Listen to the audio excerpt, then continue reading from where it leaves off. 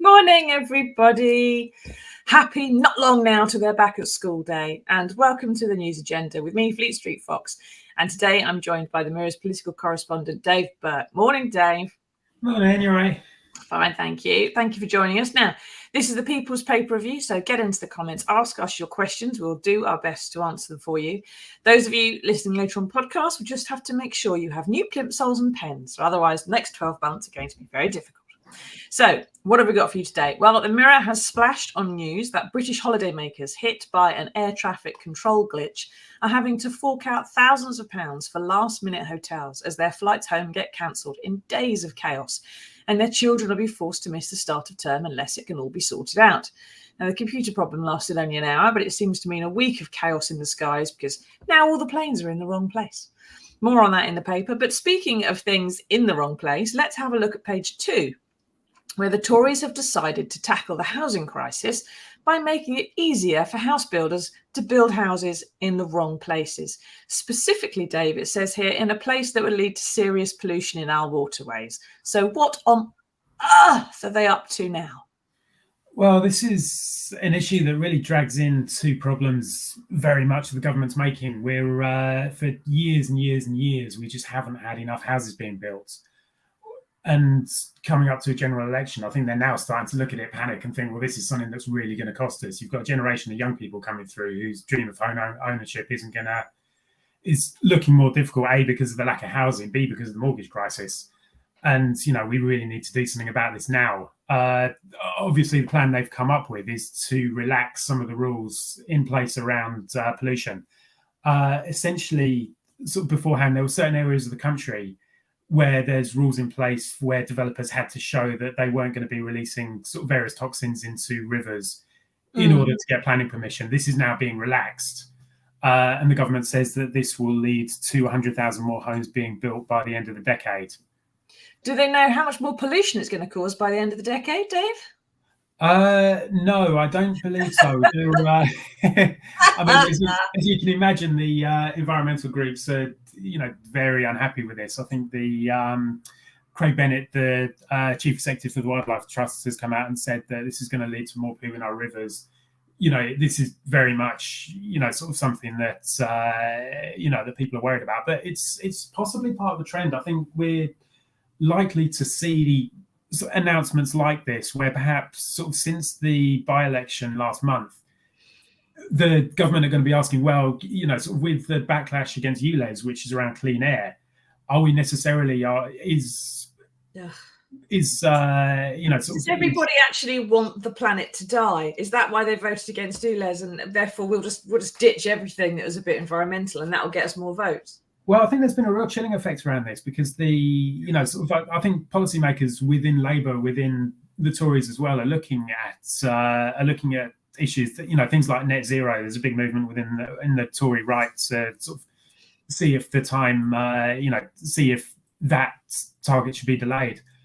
And I think we're going to see more and more where people are thinking, well, we could relax environmental rules and this isn't likely to cost us votes in the same way that things around cost of living, around housing is. So I think that's very much the rationale behind this. And like we say, in various environmental groups are absolutely up in arms about this because any measure to pollute our rivers even further.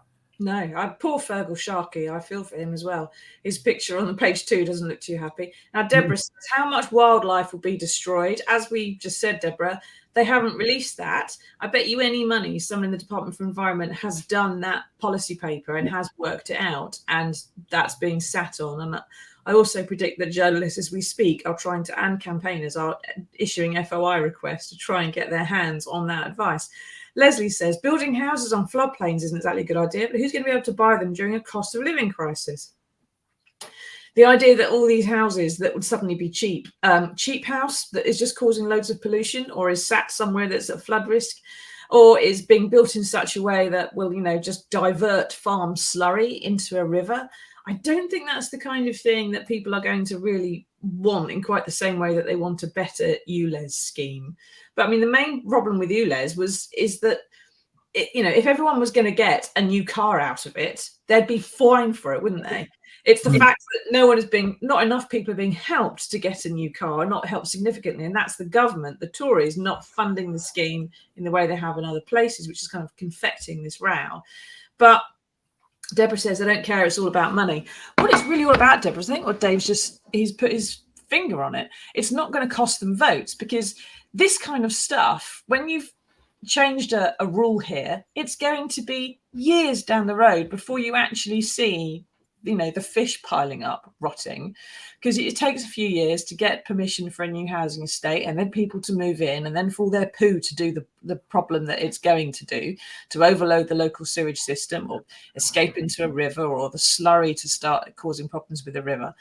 And this isn't going to be the Tories' problem, is it, Dave? When it kicks in, I mean, I can right now what a future Tory opposition front shadow environment minister is going to say about Labour's shocking inability to look after the natural environment in about 5 years' time, 10 years' time.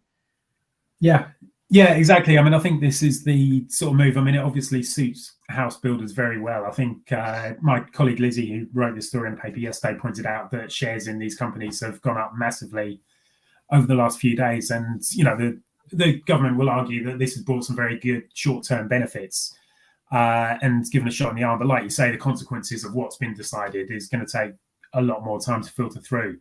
Yeah, there's a short-term benefit for the current government and a long-term headache for the next government, and they've done the maths, which is that's not going to be them. Christine says it's not just about building houses; we need affordable houses. Well, Christine, if a house is on, let's say, a landfill site, I predict it's probably going to be a bit cheaper, but it may not be the one you necessarily are going to want to live in. But this is going to cause an absolute fuss. In the way it might take a few years for us to see these results. It's going to happen on Labour's watch. So what have Labour said about this, Dave? Are they going to undo this the moment they get into Downing Street? Because this is a kind of a tiny rule change, and if they don't change it right back, it's going to cause a problem, isn't it? Yeah, well, this, I mean, at the moment, Labour are hedging their bets. Annalise Dodds, the party chairman this morning, was saying that they're still looking through the detail on this and what the, kind of what the impact of it was going to be. So I think we've not had we're still waiting on Labour to take a firm position on this one. Obviously, the pressure on them will be to undo this. They've certainly been very vocal about the state of rivers. Again, I mean, I think this, we're seeing the same issue in terms of the, taking a strong line on green issues.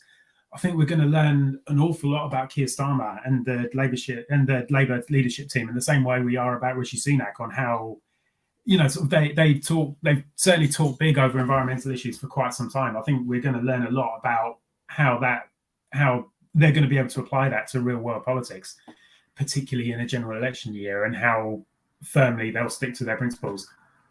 Yeah, and of course Ed Miliband is the Shadow Environment Secretary at the moment, at least until this is a reshuffle, and he's quite sort of determined about some of this stuff. So there may be a bit of a clash coming within the Shadow Cabinet. We'll have to see. Jenny says it's a bit like when the Tories took over from Labour and there was a note, no money left. They had to start way in debt. We're in more debt now, Jenny. We're in more debt than when the Tories took over. And that is unfortunately the case. All that promise that we were going to stop all that Labour profligacy with cash was absolute a word. I can't think of a word that I can actually use in the early morning on a Facebook broadcast, and there isn't one, but it's a rude one. and it wasn't true. Now, a quick reference before we leave page 2 to a sidebar there on the Veterans Minister, Johnny Mercer, who has been urged to ensure that the King is available to give the new nuclear test medal to veterans in the next month or so, as well as compensation by an organisation of local authorities. I got a story in the paper, so I'm going to mention it. I think they might get possibly get the ceremony from the King from this government, but they're probably not going to get the compensation. They might have to wait for someone else to come into power to do that one, but we're working on it, don't you worry. And unfortunately, our backroom gremlin managed to crop that story out of the paper, but doesn't matter. We've got the story in there, and hopefully there'll be something coming soon on a ceremony from the King. But we're going to go on to the main story of the day, at least as far as many of our viewers are concerned, which is that just as children head back to class for the new term, dozens of schools are in danger of collapse. And I mean literal collapse. Concrete ceilings falling on their heads. Dave, can you take us through this? How is this even possible in the 21st century? Yeah, so this is essentially, this is a problem that dates back to, in some cases, back to the 60s. Obviously, some of the older school builds were built with material called, sorry, let me make sure I'm saying this right, reinforced autoclaved aerated concrete. It's known as RAC for short, which is a lot easier. It is, yes, it is much easier. So yeah, this was...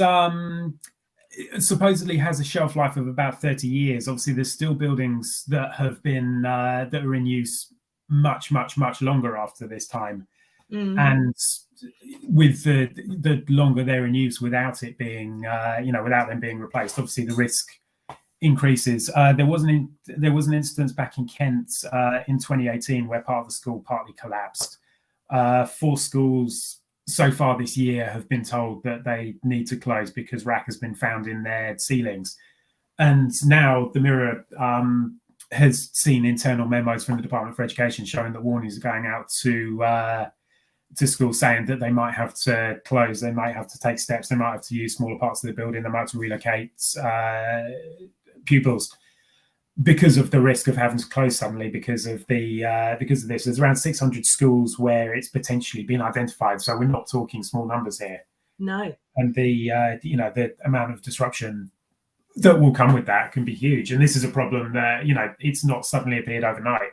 No, exactly. I can remember seeing stuff about this in some of the sort of the niche press for a couple of years. This isn't by any means a recent development, is it? So what this stuff is, everybody, right, is known as RAC, and basically it's a kind of concrete which, instead of being a big load of slop with kind of little bits of rock in it, which is the stuff the Romans used, okay, and which we still use, and which is still holding up a wall in the northeast of England right now.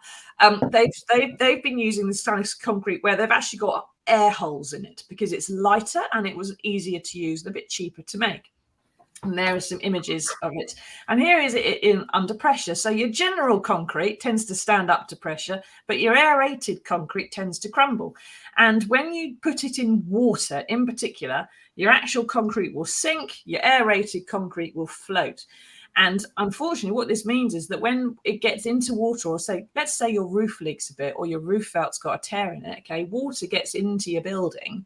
It gets around this concrete, which they've made all the ceilings out of, and it starts to not only crumble away the concrete, but corrode the bars that reinforce, the iron bars that reinforce that concrete. And then your school collapses. And unfortunately, in the 1960s, they used this stuff in hospitals, schools, every public building that needed to be built a bit more cheaply and to be as light as possible. And so there's a lot of publicly owned buildings which have got this problem. And according to this story, they've inspected 196 schools already, and they found 65 have this danger of collapse. They need the concrete replacing or knock down and start again, depending how bad it is. By my schoolgirl maths, that's 33%, or a third of the schools that they've inspected. But as Dave, you were saying, they think 600 in total might be at risk. And if a third of those have got the same problem, then that's 200 schools that need rebuilding, basically. So I suppose the question is, how much is it? Do they know how much it's going to cost to rebuild or repair them? And is the government going to provide the money to do it? Well, it's one of those situations. I mean, there's no knowing that this is a problem, there's absolutely no excuse not to. The consequences of letting this problem fester on could be absolutely catastrophic. I mean, the idea of a school ceiling falling down during a school day is, that's a risk that a government simply cannot take. So, they're essentially going to have to. But I mean, the cost of this is going to be absolutely huge. But then, like I said, I mean, this isn't an issue that's suddenly come up. This is something that the Department for Education, you would expect, should have been budgeting for quite some time as part of their capital program for replacing buildings. But local authorities should be looking at this as an ongoing thing. Yeah, but they've all had years of cuts, haven't they? And when you say they should have been budgeting for it, they should have had more money all the way along. They haven't.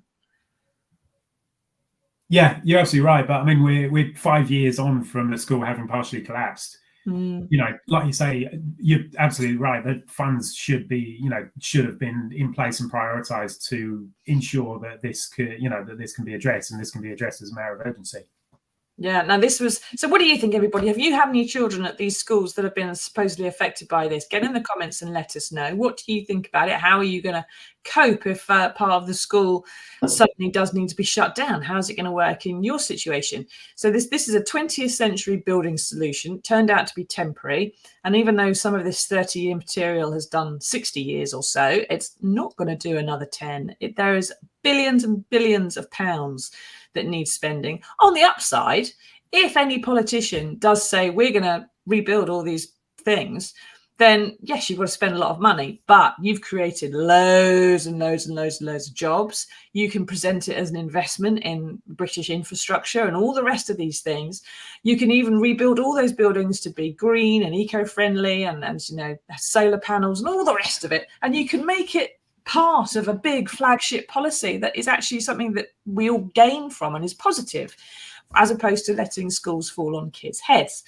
But in the meantime, it does look like some schools are having to prepare for near total closure and pupils being sent elsewhere to learn, which means they'll be out of the catchment area. It's making childcare, the school runs, more difficult for parents and grandparents. It means time off work, less pay potentially, thousands of people, huge problems, travel issues as well. So it's what I don't understand really, Dave, is that it can't be economic good sense for the government to not foot the bill for this because of the costs, not just of the PR of a school falling on some children, but the economic cost of having to close down schools and send pupils elsewhere is going to be massive. And if the government just footed this bill and took the credit for we're going to fix the problem, and let's face it, they can print money when they want to, it just seems a no-brainer. They should just be saying, right, we're going to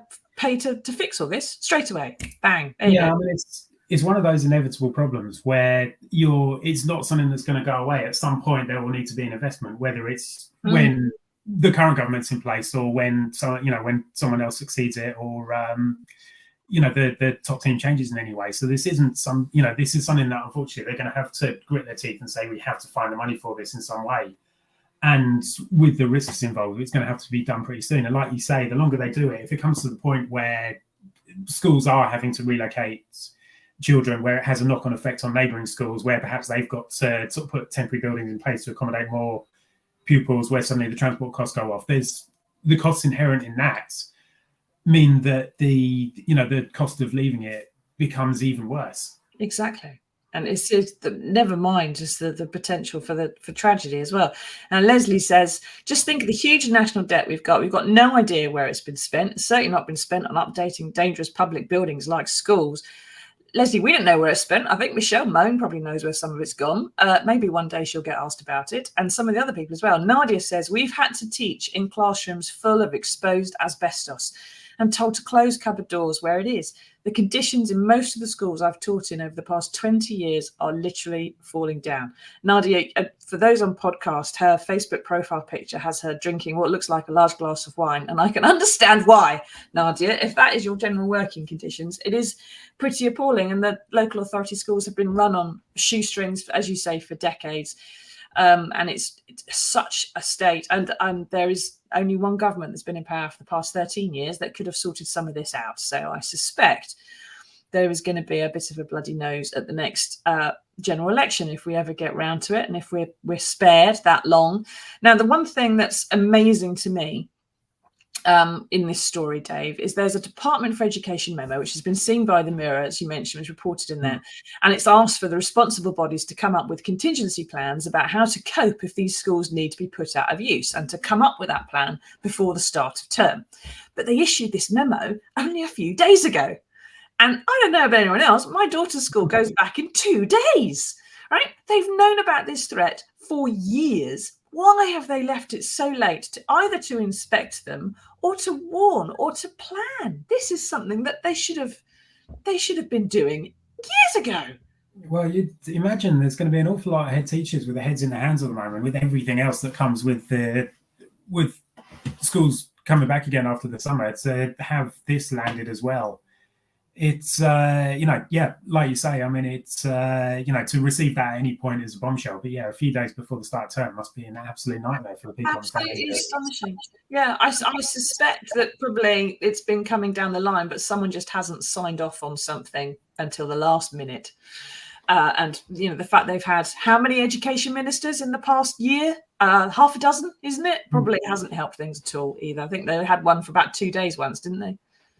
But then also, I mean, for schools in neighbouring areas, I mean, we're not in a state where schools have massive capacity, where you can suddenly have some schools being able to take on hundreds of pupils at very short notice because the school next door is at risk of falling down. It's the level of planning that would need to go into this goes way beyond the individual schools with the at risk of collapse themselves. Yes, exactly. It's not like those children have an infinite number of other schools to go to, unlike if you're paying 40 grand a year for your children's education, like Rishi Sunak, because you just pick another one, don't you? Anyway, we shall have to see how that all works out. I think I can guess, and probably so can most of us. It seems that 4 schools in Essex and the North East have been told to shut already. So that's more than 1,000 pupils already affected. Very little about it in the news so far. But I think as the term begins and these kind of memos start surfacing, we're going to find this one moves up the news agenda a bit. So there you are, everybody. You've had a quick quick lesson in civil engineering for a Wednesday morning. And remember that for when it does start appearing, because they've known about it for a very long time, and this stuff is pretty bad news. But we have managed to find there is some good news in the world, and here it is for you.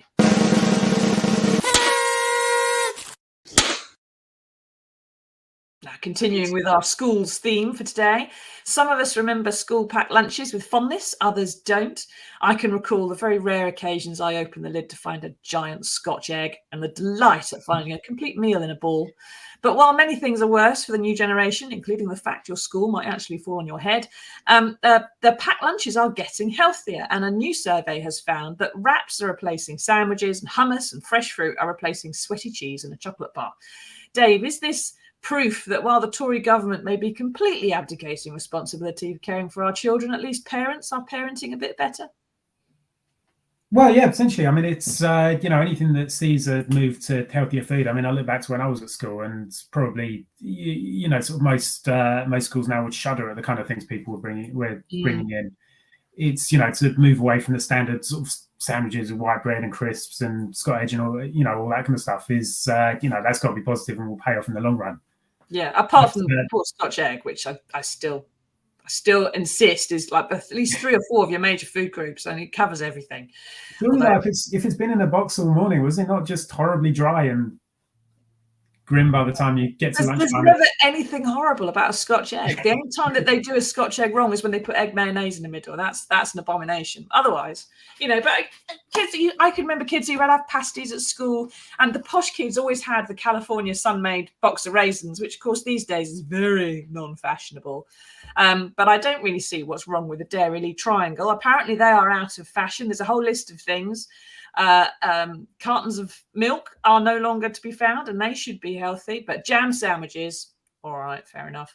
Packets of raisins, apples aren't in lunch boxes anymore, cheddar cheese, your egg and cress sandwiches, what a pity. Leslie says, I miss my strawberry jam and cucumber sandwiches. Don't try it, don't knock it, try it. Strawberry jam and cucumber. I think, Leslie, someone should have called social services on your mum and dad if that was what they were putting in your lunchbox. But I suppose it's an acquired taste. Maybe one day I will try it.